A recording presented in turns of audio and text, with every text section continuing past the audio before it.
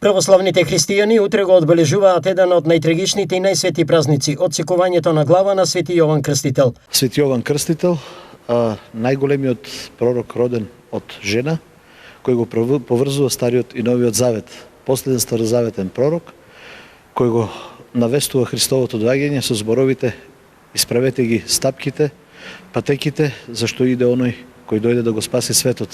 Поврзувајќи го Стариот Завет заедно со Новиот, тој го крштева Христа во Јордан и затоа се нарекува и како алка помеѓу двата завета.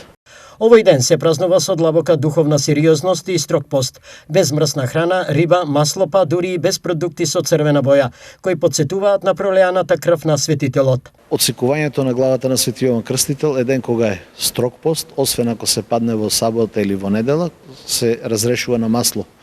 Токму заради ова голема трагедија, заради ова незаконско убивање на Светиот Јован Крстител, црквата го востановила и токму овој празник.